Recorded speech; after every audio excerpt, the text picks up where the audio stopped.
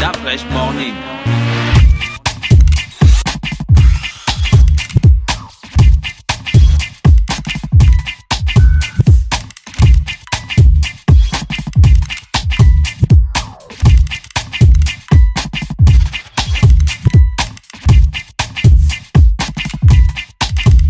UrbanFM.fm. Urban FM. Découvrez et apprenez Urban FM. C'est la première radio urbaine au Gabon. Urban FM, c'est aussi une équipe de jeunes dynamiques à votre écoute pour vous satisfaire. La recherche d'une qualité de son parfaite, de nouvelles techniques de communication. Urban FM, c'est une nouvelle manière de voir et de faire de la radio. Grâce à Urban FM, vous n'écouterez plus la radio de la même façon. Entrez dans l'univers Urban FM 104.5, la station urbaine. 104.5, 104.5, 104.5. Urban FM. Urban FM. Le réveil matinal le plus hot de la capitale sur leur radio. Vous êtes sur les 104.5 Urban FM, la station urbaine, et vous écoutez le Da Fresh Morning. Ce matin, on reçoit, je vous l'ai dit, le président du Conseil national de la jeunesse du Gabon, monsieur Ondia Stéphane. Il est accompagné de monsieur Oyabi Yvan, qui est son porte-parole. Bonjour, monsieur Stéphane. Bonjour à tous. Yvan, ça va? Ça va très bien, merci. Bien à fond? Ça va, merci. D'accord. Alors, vous êtes là ce matin pour parler du Conseil national de la jeunesse. On va commencer par monsieur le président, de vous présenter pour qu'on vous connaisse mieux. D'accord, donc je suis Stéphane Ondias, 28 ans, président du Conseil national de la jeunesse du Gabon depuis à peu près 7 mois. Donc j'ai pris part avec 3 autres challengers à l'élection qui a vu donc la redynamisation de ce conseil. Et j'ai conduit une liste de 11 personnes. Et la mise en place du bureau national s'est vue d'abord, a vu l'aboutissement de la mise en place des conseils provinciaux de jeunesse, qui est donc une redynamisation qui participe du processus de redynamisation voulu par la tutelle à ce moment-là. D'accord, ok. Et vous étiez dans une association de jeunesse ou un ONG? Jeunesse Avenir ici, et j'étais dans l'Union des Gabonais d'Aix-Marseille en France avant que je ne rentre définitivement pour le Gabon. Et Jeunesse Avenir, ils font quoi exactement? C'est une association qui accompagne les jeunes dans les projets, la mise en place, le renforcement des capacités. D'accord, ok. Et depuis que vous êtes président du Conseil national de la jeunesse, comment ça se passe? Comment vous voyez d'abord le Conseil national de la jeunesse étant à l'extérieur, avant que vous ne soyez là? Déjà étant à l'extérieur, je voyais le Conseil national comme étant la possibilité pour les jeunes de pouvoir s'exprimer, les jeunes de tous bords. Parce qu'il faut dire que j'ai vu déjà, notamment en France, comment ça se passait, et j'ai pu voir les expériences dans d'autres pays au niveau continental.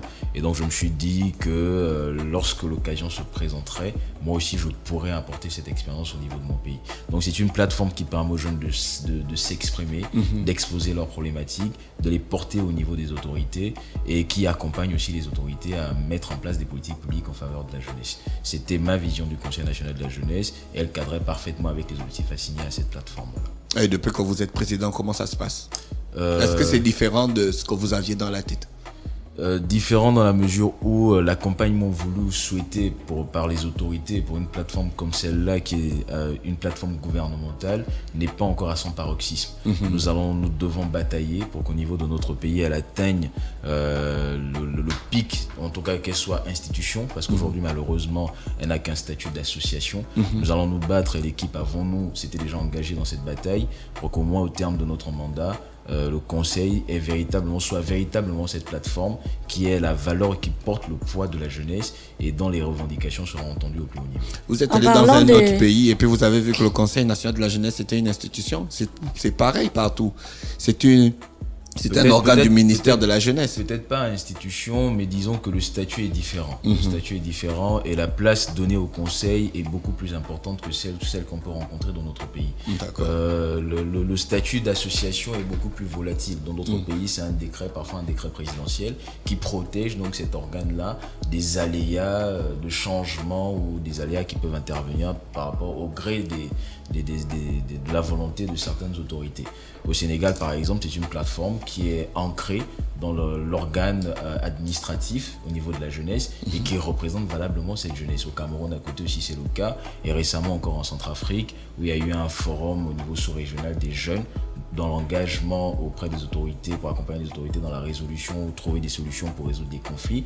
Et là, le président de la République a pris un décret qui devait donc protéger cet organe dans ce pays. Et c'est peut-être pas l'institution, nous allons nous battre, c'est la volonté. C'est une volonté républicaine, c'est une volonté du président de la République d'accorder à cette plateforme-là cette place d'institution. Oui. Si nous n'y arrivons pas, mais au moins la protéger et lui donner un statut autre que celui d'association. Parce que même déjà aujourd'hui, si nous avons un statut d'association, c'est une supra-association qui fédère toutes les associations et tous les mouvements de jeunesse. Oui. Donc, il faut bien lui donner la prestance qui lui revient de droit et la possibilité de pouvoir s'exprimer au nom de tous les jeunes. Et le statut d'association devient un peu trop petit pour cet organe. Depuis que vous êtes président du Conseil national de la jeunesse, Attends d'abord, avant qu'il ne soit président. En parlant de l'élection tout à l'heure, vous avez dit, je me souviens plus très bien de la phrase, mais on a parlé de redynamisation au moins 2 ou 3 fois dans votre prise de parole. Redynamisation, c'était quoi la stratégie exactement? Qu'est-ce que vous vouliez redynamiser? Qu'est-ce que vous avez apporté? Bon, redynamisation, quand je dis, c'est pas moi, c'est la volonté des autorités. Parce que déjà, redynamisation, quand je parle de redynamisation, c'est la mise en place des conseils provinciaux. Oui. Ça participe, c'est une volonté qui émanait du Forum national de la jeunesse qui a eu en 2011, qui a vu la production de la politique nationale de la jeunesse. Et là, on demande que le conseil soit présent dans les 9 provinces pour être plus près de tous les jeunes sur l'ensemble du territoire national. Parce que lorsque le forum national a eu lieu, il y a d'abord eu une enquête au préalable et les jeunes de l'arrière-pays se sont sentis un peu exclus de ce qui se passait à la capitale. C'est pour cela qu'on a parlé de redynamisation. Et cette redynamisation a été voulue, a été engagée et a été actée par la mise en place donc, des conseils provinciaux. Et nous, le bureau national, nous sommes là pour coordonner les activités au niveau Quel national. était votre projet quand vous avez candidaté pour être président du Conseil national de la jeunesse avec votre équipe? Oui, votre plan d'action. Un plan d'action. Les grands axes sont d'abord la professionnalisation des associations. Parce que nous nous sommes rendus compte, nous avons fait un constat, dans un pays ou dans tous les pays où il y a crise, lorsque l'État et les partenaires privés ne peuvent plus offrir la possibilité aux jeunes de pouvoir s'émanciper, de pouvoir être autonomes, les associations peuvent prendre le relais. Une association professionnelle peut par exemple offrir de l'emploi, offrir des stages. Donc nous nous sommes dit, nous allons donner la possibilité, parce que dans notre pays, il y a un vivrier associatif assez important, donner la possibilité, les rudiments à ces associations de pouvoir fonctionner de manière professionnelle. Nous avons un exemple, l'ONG MGBF, qui évolue du côté de Kingele. Le mouvement gabonais du bien-être familial. Exactement, qui aujourd'hui peut employer des experts comptables, emploie des médecins, parce qu'ils ont une clinique là-bas, donnent du stage. Donc la volonté était que les associations de jeunesse dans notre pays, à l'instar d'autres pays à travers le monde, puissent offrir la même possibilité. Deuxièmement, c'était le recensement, le regroupement après au niveau national. Une fois que recensement d'abord des associations au niveau national, parce que là aussi un constat a été fait au niveau de la Direction générale de la jeunesse, il n'existe pas un fichier national des associations. Donc, pourtant, il y avait déjà un Conseil national de la jeunesse. Comment ça se fait qu'il n'y ait pas de recensement des associations? Il y avait un Conseil national de la jeunesse, mais je veux dire, le conseil n'évoluait que du côté de l'Estuaire, sinon même que de Libreville. C'est le nom qui existait, Conseil national. Il y avait effectivement la plateforme, mais le conseil n'était pas véritablement national. Voilà pourquoi on revient encore à la redynamisation, parce que cette fois-ci, le conseil est véritablement national, dans la mesure où il est présent dans les 9 provinces. D'accord. Voilà. D'accord. Ça... Donc c'était les 2 principaux points. Non. Donc il y avait le recensement au niveau national des associations, regroupement par réseau thématique. Ce qui fait regroupement par réseau thématique, c'est de savoir le nombre d'associations qui s'occupent des jeunes, qui s'occupent des maladies, qui évoluent dans l'agriculture, qui évoluent dans la résorption des problèmes liés au MST-IST, qui évoluent dans l'éducation, qui évoluent dans des domaines bien précis. Les mettre à la disposition des autorités gouvernementales, mais des partenaires techniques tout aussi bien. Après, nous avons suivi comme autre point la recherche des ce qu'on appelait, nous, les financements innovants. Partenariat public-privé, c'est-à-dire... en partant du principe que nous sommes une association, nous vivons donc de la subvention de l'État, des dons, des legs, des cotisations des membres. Ce qui est dans notre pays, il faut le dire, c'est une réalité insignifiante. Donc il fallait trouver un mécanisme pour financer cette plateforme, n'est-ce pas, qu'est le Conseil national de la jeunesse. Et là, nous avons pensé à des financements innovants, c'est-à-dire aller vers des grandes entreprises, par exemple, et leur demander de mettre à contribution une part infime de leur raison sociétale, qui est exigée d'ailleurs à contribution, donc pour permettre au Conseil de pouvoir mener ses activités, de se déployer sur le terrain. Dans d'autres pays, on parle de fonds de la jeunesse. Dans notre pays, il n'existe pas encore. Et donc, nous avons pensé à ce fonds innovant-là. Ce sont les grands axes, il faut le dire. Monsieur Stéphane Ondias, vous maîtrisez bien votre domaine, mais comment se fait-il qu'on vous crée les problèmes partout et tout ça? On arrive aux problèmes d'après. Non, parce qu'apparemment, un Joe qui maîtrise c'est son domaine, tu te rends compte, bon, le gars là, je vais encore lui poser quelques questions. Apparemment, il connaît tout ce qu'il faut dire. Maintenant, tu te poses la question toi-même, mais pourquoi le mec, il a autant de pétards avec la presse et les anciens membres du Conseil national de la jeunesse?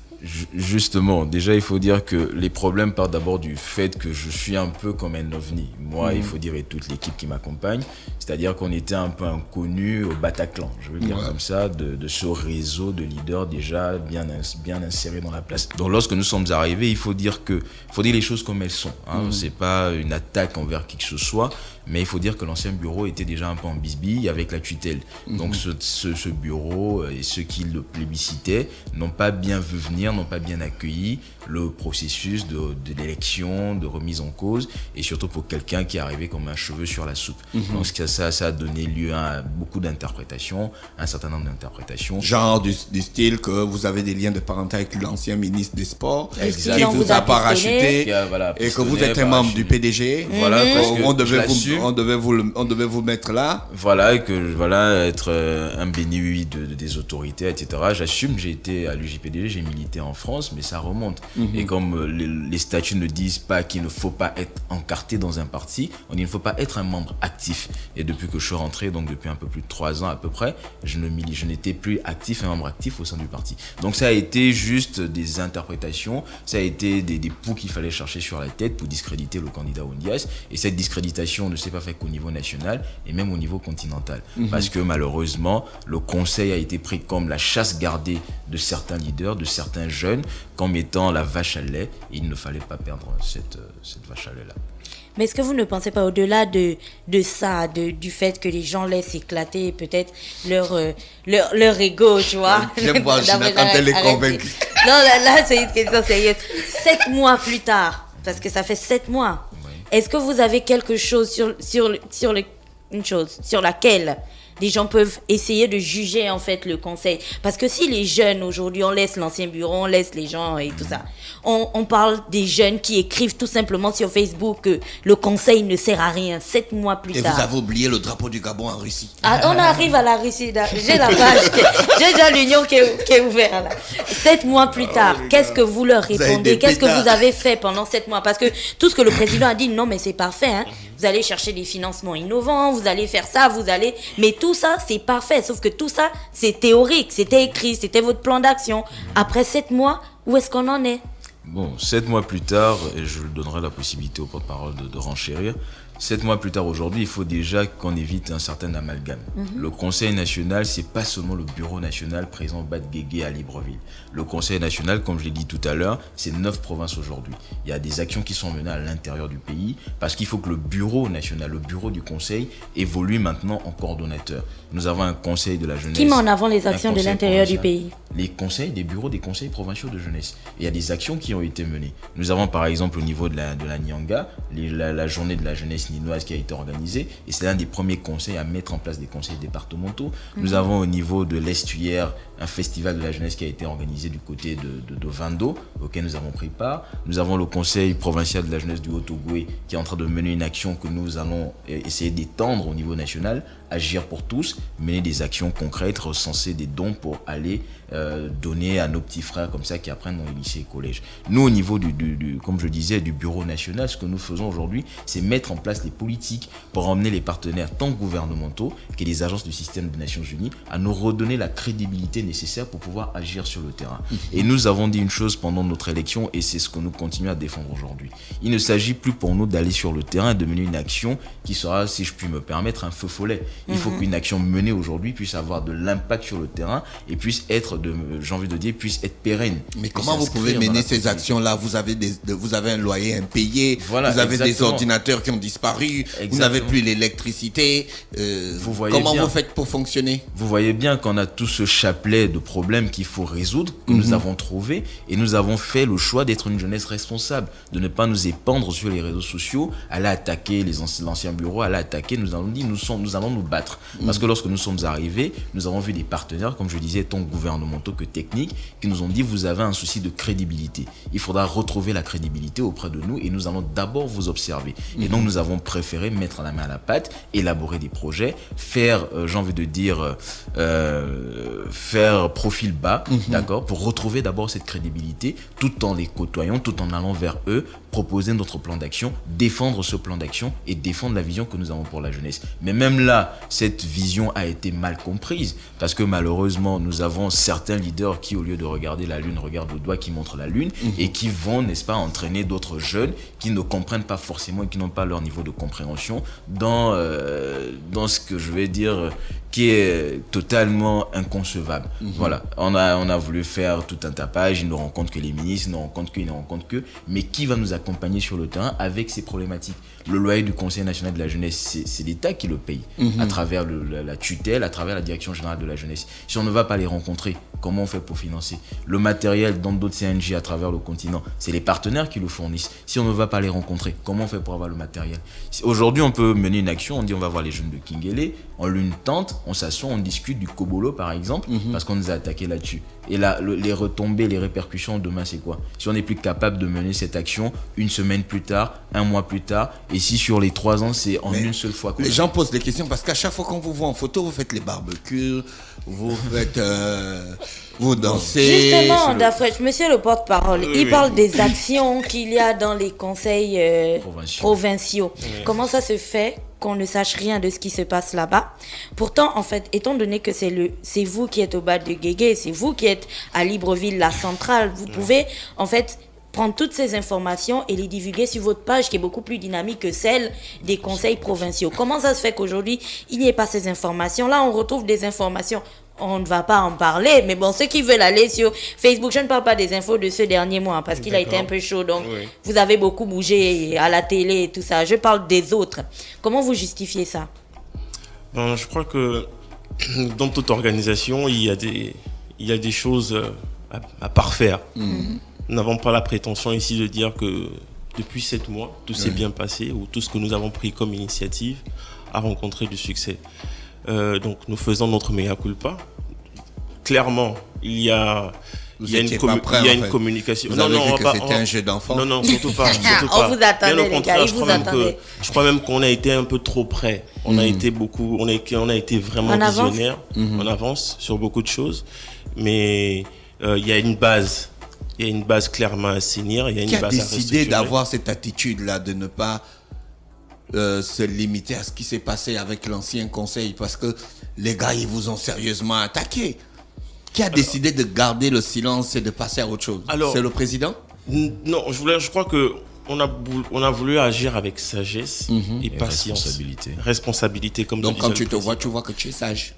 Oui. D'accord. Okay. Je voulais juste cette affirmation. Parce que dans notre pays, il y a quelque chose qui est courant, c'est que on aime bien critiquer sur ce qui s'est passé, qui est responsable de qui. Nous, on a voulu prendre notre bâton de pèlerin, endosser la responsabilité de tout ce qui s'est passé, parce que le conseil, on ne veut pas le personnifier, on ne veut pas qu'il s'identifie uniquement au bureau national. Donc, on ne va pas dire qu'on fait fi, mais on prend sur nous donc tous les problèmes qui ont été rencontrés par l'ancien bureau et on essaie d'avancer en corrigeant cela. Mais je crois que il y a eu certainement un souci de communication dans l'approche.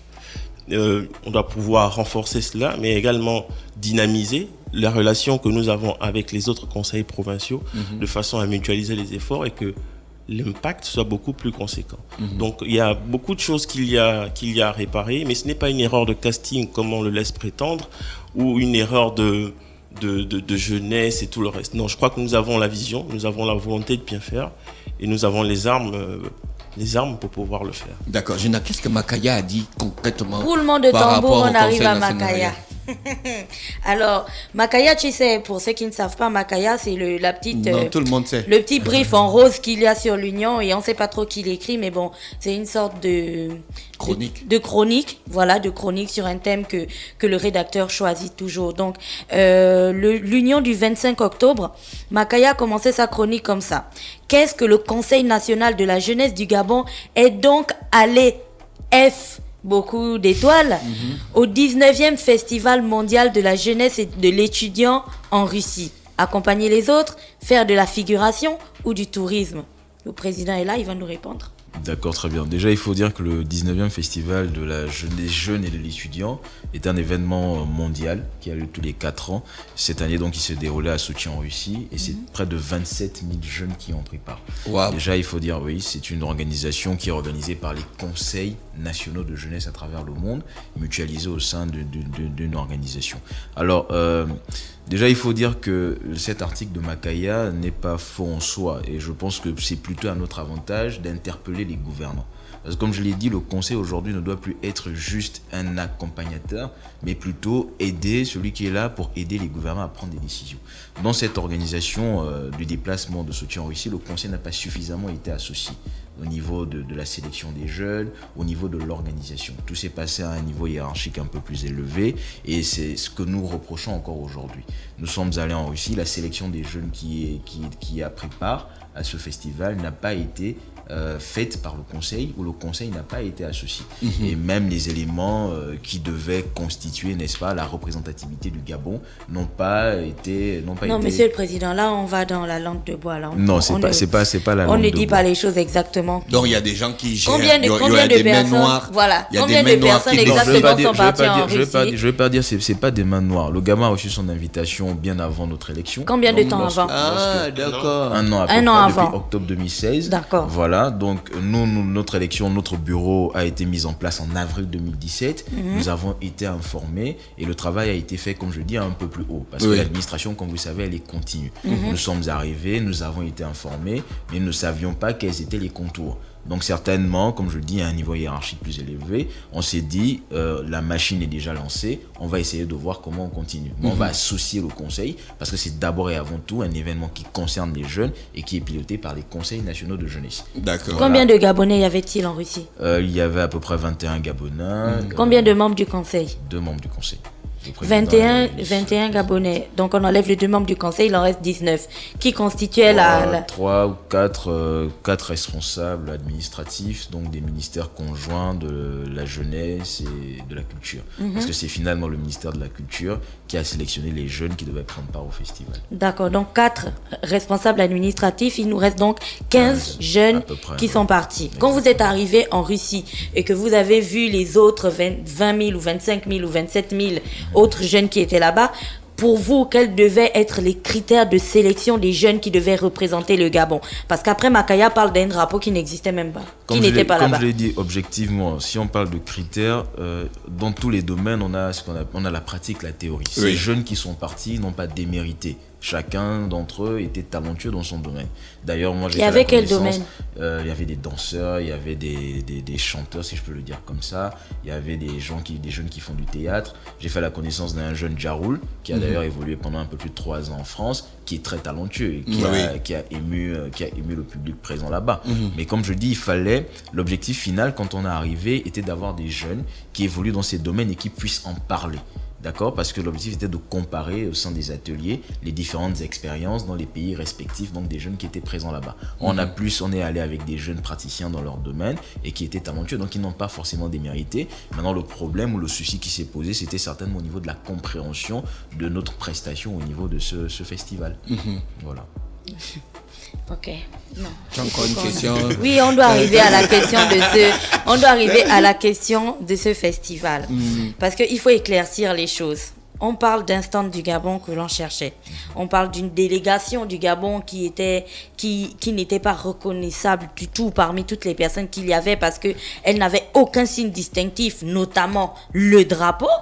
On parle d'une team qui n'était pas du tout dynamique parce qu'à l'intérieur, on est d'accord, personne ne parle le russe au Gabon ou très peu de personnes, mais surtout une délégation où personne ne parlait l'anglais. Donc, ils avaient des difficultés à comprendre les ateliers et autres.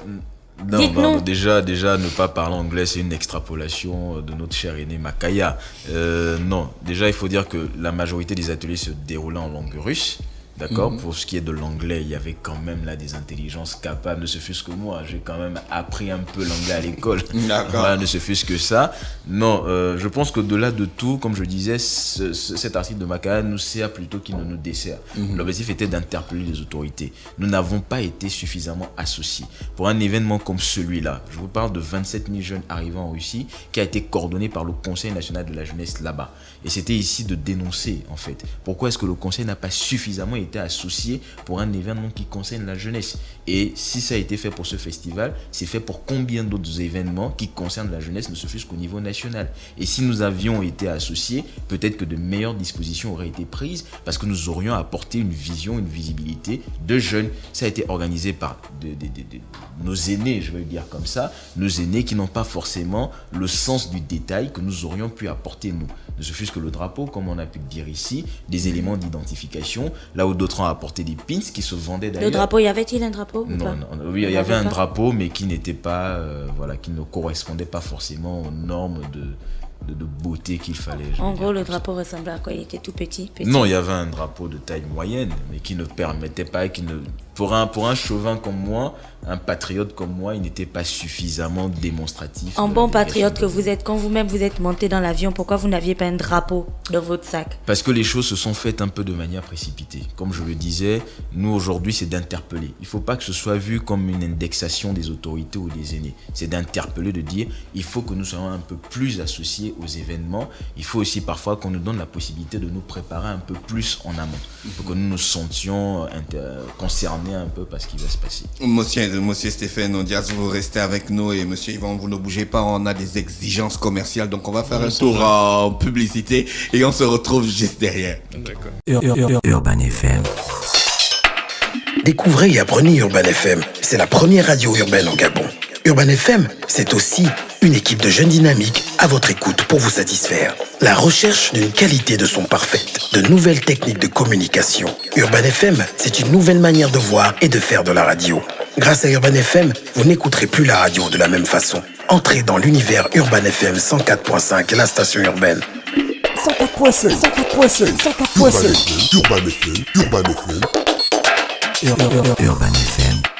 On revient dans le studio des 104.5 Urban FM, toujours avec nos invités du Conseil national de la jeunesse. On va parler maintenant de vos activités à venir.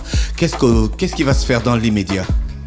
Bon, déjà, il faut dire que dans l'immédiat, pour répondre un peu aux critiques, aux interpellations, parce que les gens sont allés dans des interprétations un peu fallacieuses, ils sont orgueilleux, ils sont obtus, ils sont imbus de leur personne, fermés sur eux-mêmes.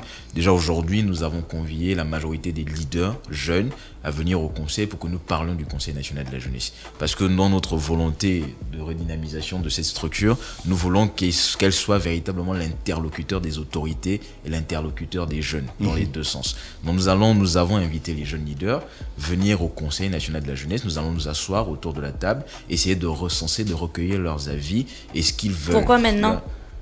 Parce que malheureusement, comme je dis, nous avons mis en place une stratégie qui était orientée d'abord vers les partenaires. Parce que hier, je lisais la publication d'une jeune fille qui fait partie d'une association au Gabon et qui disait: le président du Conseil national de la jeunesse du Gabon invite les présidents des mutuelles et mouvements des jeunes à une réunion. Pourquoi? Médecin après la mort, mon cher, continue ta route sans la jeunesse. Donc, est-ce que vous pensez que c'est une réunion qui aurait dû être faite avant, par exemple? Non, elle n'aurait pas dû être faite avant. Elle intervient dans les temps et elle intervient à un moment opportun. Déjà, je ne sais pas pourquoi cette jeune sœur parle de médecin après la mort. Personne n'est mort. Personne n'est mort. Et surtout, nous sommes à 7 mois. Comme je dis, nous avons trouvé un passif que nous assumons aujourd'hui et qu'il a fallu d'abord résorber. C'est vrai que l'œil extérieur ne comprend pas forcément et nous ne sommes pas obligés, comme je l'ai dit, de nous épandre sur les réseaux sociaux.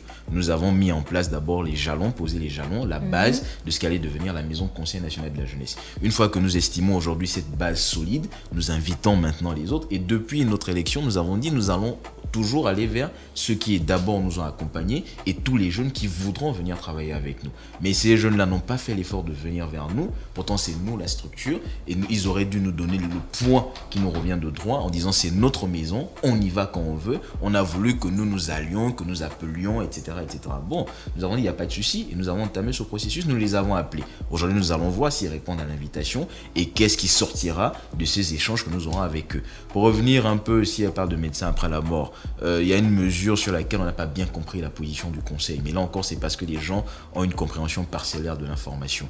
La mesure visant l'augmentation des frais de scolarité et d'écolage. Nous avons appelé les leaders, certains leaders, notamment l'UMEG, mais dans notre pays, et là encore, je profite de vos ondes pour le dénoncer, on a un problème de leadership.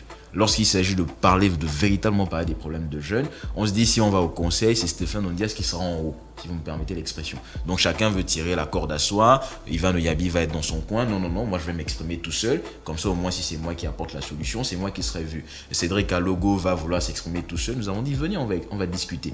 Cette mesure-là, tous les jeunes que nous avons rencontrés, et même certains leaders en off, lorsqu'ils ne sont pas avec les autres, on dit qu'elle était salvatrice. Parce qu'il faut sauver aujourd'hui ce qu'on a appelé en France l'école de la République. Notre université où les jeunes évoluent dans des conditions déplorables. Elle était salvatrice, mais les conditions d'annonce n'étaient pas les bonnes ou n'étaient pas les meilleures. Et surtout, les jeunes n'avaient pas été associés. Nous sommes dit d'accord. Donc, on va voir comment apporter des amendements à cette mesure pour qu'elle ne soit pas aussi forte ou dans des termes aussi forts, surtout en termes d'argent, en termes financiers. Nous avons appelé, personne n'est venu. On aurait voulu que le conseil fasse quoi? On n'allait pas aller enchaîner des gens et les tirer à la table du conseil. Nous avons dit, nous prenons une jeunesse responsable. Nous allons discuter, échanger avec les autres. Donc ceux qui parlent de médecins après la mort, et surtout concernant cette mesure, n'ont pas voulu comprendre, n'ont pas fait l'effort de comprendre la position du conseil, ou en tout cas l'ont mal interprété. Donc je pense qu'on est dans les temps. Nous avons un mandat de 3 ans à la tête du conseil. Nous sommes à 7 mois. Comme j'ai dit, il y a des mesures qui ont été mises en place, il y a des procédures qui ont été mises en place. Le porte-parole l'a dit tout à l'heure, aucune œuvre humaine n'est parfaite. On peut, au fur et à mesure qu'on avance, essayer de corriger un peu la trajectoire pour au final arriver à un résultat qui satisfait tout le monde. Avec tous ces couacs, il y a un article dans l'Union, une interview que vous aviez faite, je pense, au retour de Russie, où on demandait qu'avec tous ces problèmes, est-ce que vous pensez à la démission? Et après, ça a été repris par tout le monde. Est-ce que vous pensez à la démission ou vous êtes là jusqu'aux 3 ans? Je pense qu'on a un adage populaire qui dit quand les choses deviennent dures, seuls les durs restent. Voilà, donc je ne pense pas que démissionner soit un signal d'engagement à envoyer, que ce soit aux jeunes qui entreprennent des choses, parce que nous, lorsque nous allons vers ces jeunes, nous leur disons beaucoup de courage dans ce que vous faites. Nous étions récemment, pour parler d'action, nous étions au marché Montbouet, nous avons rencontré des jeunes Gabonais qui prennent des engagements, se lèvent tôt le matin. Moi, j'avoue que j'ai été surpris. Je ne savais pas qu'il y avait des étudiants. J'ai rencontré, comment on les appelle communément, un baïste, un étudiant de Mbaya, qui a une licence et des diplômés, qui évolue du côté de Montbouet, qui se lève tôt le matin. Il m'a rassuré qu'il louait un appartement, il s'occupait de sa femme, de ses 2 enfants et même de sa belle famille. Il vend des ballots là-bas, c'est un étudiant. J'ai rencontré une jeune étudiante de l'UOB qui fait la même chose. J'étais surpris. Donc aujourd'hui, quel sera le message si après 7 mois, parce que des gens sont venus avec des raisons fallacieuses les unes que les autres, sont venus avec des interprétations d'une autre dimension, venir pour vous salir, vous dites bon ok c'est bon, c'est trop dur, je démissionne. C'est pas un bon signal à envoyer, et même pour les autorités, lorsqu'on veut voir votre engagement et vous laisser tomber. Donc c'est pas comme Paella dit au Gabon, les présidents ne démissionnent pas, non, mais c'est plutôt de dire à ceux-là aux détracteurs, comme on dit, que malgré le moyen pour nous de vous montrer que vous êtes dans le faux, dans l'irréel, c'est de mener des actions demain, c'est de réussir, et nous avons encore 2 ans et demi, si Dieu le veut. Et les actions de demain, c'est lesquelles? Déjà, donc je disais... C'est la question que je posais. Oui, effectivement, pour revenir là-dessus. Au-delà de ça, c'est véritablement entrer de plein pied dans notre plan d'action. Nous allons très bientôt lancer un recensement national donc, des associations. Nous travaillons en coordination avec donc, les conseils provinciaux pour voir la date qui peut convenir à tout le monde. Il y avait aussi, et nous sommes en train de négocier avec certains partenaires qui peuvent nous accompagner, une tournée nationale pour aller au plus près des jeunes. Parce que nous avons fait un constat lorsque nous sommes arrivés, et c'est vrai que nous ne l'avions pas pris en compte pendant l'élection, le conseil n'est pas connu. S'il faut représenter à une échelle, 8 jeunes Gabonais sur 10 aujourd'hui ne savent pas c'est quoi le Conseil national de la jeunesse, quelles sont ses missions, quelles sont ses prérogatives. Donc dans l'immédiat, avant d'aller dans les actions qui visent à donner du boulot, à accompagner des jeunes de manière effective, ce sera d'abord d'aller vers eux, de dire c'est le conseil, c'est une plateforme qui est à votre service, sans distinction aucune, d'appartenance politique, religieuse, d'obédience, ethnique. C'est véritablement une structure qui regroupe les jeunes âgés de 15 à 35 ans, comme le stipule la Charte africaine de la jeunesse, et qui est censée dans notre pays fédérer tous les jeunes. Donc c'est déjà d'abord une campagne de communication massive et abondante. Nous espérons que le grand frère d'Afresh pourra nous accompagner, tout grâce à ces ondes. Tout à fait. Donc aller auprès de ces jeunes-là. C'est déjà dans l'immédiat des actions concrètes que nous voulons mener. Je ne sais pas si le porte-parole... Oui, monsieur Yvan. Non, ajouter à cela, il y a plusieurs domaines que nous avons recensés. Donc le domaine de l'emploi, parce que nous avons également comme dans notre plan d'action prévu à l'issue des 3 ans de pouvoir autonomiser 5000 jeunes. Donc, et cela renforce donc également cette recherche-là de partenariats innovants que nous devons pouvoir trouver pour pouvoir permettre à ces 5000 jeunes-là de pouvoir s'autonomiser. Donc, il y a également le côté de la santé. Il y a une caravane que nous avons appelée Sexpo, en partenariat avec l'UNICIDA. Nous sommes aujourd'hui en train d'élaborer ce travail-là, et en début d'année prochaine, donc on mettra la caravane en branle. Il y a également le phénomène appelé Kobolo. Ce sont autant de faits sociaux sur lesquels le conseil compte se prononcer et agir avec, j'ai envie de dire, avec force et vigueur. Donc c'est autant d'actions recensées comme ça. C'est vrai que c'est dit comme ça de façon disparate, mais il y a beaucoup de choses que nous avons prévu faire, et ajouter à cela, on va greffer donc certaines petites actions pour montrer que nous sommes réellement présents et que nous prenons en compte. Et je vais juste rajouter une action très importante pour nous, parce qu'aujourd'hui, au moment où on parle de crise économique, au moment où la fonction publique n'embauche plus, et on avait parlé d'1 an, donc c'est les jeunes qui se lancent dans l'entrepreneuriat. Nous avons une initiative que nous allons vulgariser très bientôt, que nous avons appelée Jake Label, jeune entrepreneur gabonais. Le constat a été fait que de nombreux jeunes aujourd'hui bénéficient de financement de la part de l'État, que ce soit d'organismes tels que le FNAS ou encore d'incubateurs étatiques, mais au sortir, lorsqu'ils ont ces financements ou lorsqu'ils ont reçu la formation, ils ne sont plus suivis. Et généralement, dans le domaine de l'entrepreneuriat, on parle de 3 ou 5 premières années qui sont appelées tunnels de la mort. Et d'ailleurs, le forum de l'entrepreneuriat qui s'est déroulé en 2011, je pense, a sorti des chiffres qui montrent que 80% des entreprises gabonaises qui naissent ne dépassent pas cette période-là. Donc c'est une initiative qui vise à recenser ces jeunes qui se lancent dans le domaine de l'entrepreneuriat, à les regrouper sur une plateforme, à leur donner les rudiments, c'est-à-dire à les accompagner sur cette période-là, en leur donnant des formations en renforcement de capacité, en leur expliquant comment ça fonctionne lorsqu'il y a une baisse au niveau du marché, comment il faut tenir le coup, comment il faut relever la pente, parce que c'est parfois des données, des informations qu'ils n'ont pas. Donc c'est les accompagner. C'est une initiative du Conseil national de la jeunesse du Gabon qui verra le jour au niveau national et qui visera à accompagner les jeunes entrepreneurs, ou en tout cas à leur donner une durée de vie un peu plus élevée que celle qu'elles connaissent aujourd'hui. D'accord. Et donc tout ça là, vous avez défini un temps bien précis? Déjà, comme le disait le porte-parole, pour ce qui est des MST-IST, la campagne est imminente. Nous avons encore des séances de travail avec le partenaire qu'est l'UNICIDA. Il y a un événement que nous allons organiser très bientôt en partenariat avec une autre structure associative de la place, donc d'ici novembre. Et pour la fin de l'année, donc, éventuellement lancer la campagne de communication en fonction des partenaires disposés à nous accompagner.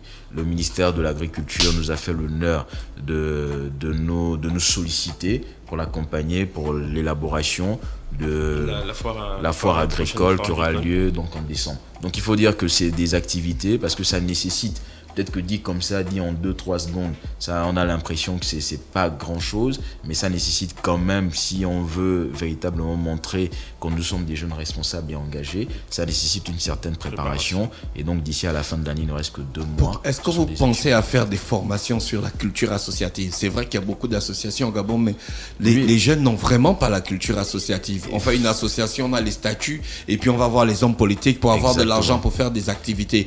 Il faut apprendre aux jeunes à lever des des fonds. Exactement. Il faut apprendre aux jeunes à voir les combats associatifs. Exactement. Une association, c'est pas juste de nom. Et j'ai l'impression que le Conseil national de la jeunesse ne s'imprègne pas trop de cela, ne s'affecte pas trop de cette question.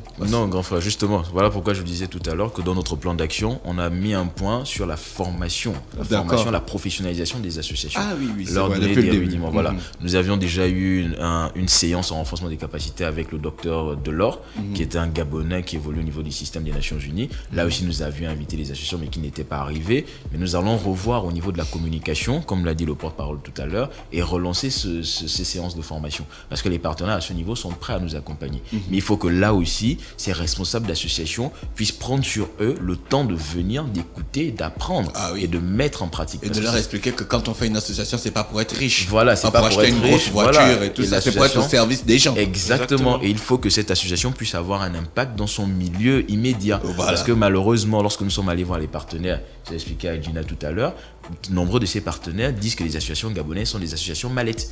Une association qui n'existe que de nom arrive, explique qu'on a un projet qui est bien monté. Et lorsqu'on reçoit soit un kit, donc en matériel, l'association disparaît et va vendre au quartier, soit on reçoit de l'argent et on ne vient plus jamais faire un rapport. Donc ces associations ne sont pas sérieuses et ont contribué à discréditer toutes les initiatives prises par les jeunes et pour les jeunes dans notre pays. Donc il faut aujourd'hui qu'on essaye de changer la donne, que ces jeunes-là arrêtent de penser que quand on monte une association, il faut aller voir l'homme politique du coin, du quartier, parce que c'est ça la réalité. Et on n'est qu'à 2 membres, donc je vais monter une association, ce sera moi le président, Ivan Oyabil, OSG, c'est tout. Une association doit avoir des quotas. Et nous sommes en train de travailler là-dessus, et nous espérons que les jeunes comprendront, parce que nous avons dit, une association pour fonctionner, il faut un bureau directeur, il faut au moins des membres. Et dans le processus de professionnalisation, nous prévoyons un certificat aux associations que nous allons délivrer à ces associations après la formation qu'elles suivront. Il faudra au moins 20 membres. Parce que pour avoir un impact, comment vous faites si vous n'êtes que 2, 3 ou 4 ou que le bureau directeur? Donc il faudra contribuer, il faudra payer, parce que nous, pour faire venir des experts, ne se fût-ce que pour offrir un rafraîchissement, il faudra qu'on donne quelque chose. Donc demain, lorsqu'on lancera la campagne de communication sur cet événement, il ne faudra pas encore que ce soit repris à cœur joie et de façon à nous discréditer. C'est prévu. Merci, monsieur Stéphane Ondias, qui est le président du Conseil national de la jeunesse du Gabon, et monsieur Oyabi Ivan, qui est le porte-parole du Conseil national de la jeunesse du Gabon. On vous remercie d'avoir accepté notre invitation. Merci à vous, grand frère. On vous souhaite de passer une très belle journée à l'écoute des programmes d'Urban FM. Voici Despacito, la version de Justin Bieber pour accompagner nos invités. On se retrouve juste derrière. Urban FM. Découvrez et apprenez Urban FM. C'est la première radio urbaine au Gabon. Urban FM, c'est aussi une équipe de jeunes dynamiques à votre écoute pour vous satisfaire. La recherche d'une qualité de son parfaite, de nouvelles techniques de communication. Urban FM, c'est une nouvelle manière de voir et de faire de la radio. Grâce à Urban FM, vous n'écouterez plus la radio de la même façon. Entrez dans l'univers Urban FM 104.5, la station urbaine. 104.5, 104.5, 104.5. Urban FM, Urban FM. Urban FM. Stop Fresh Morning.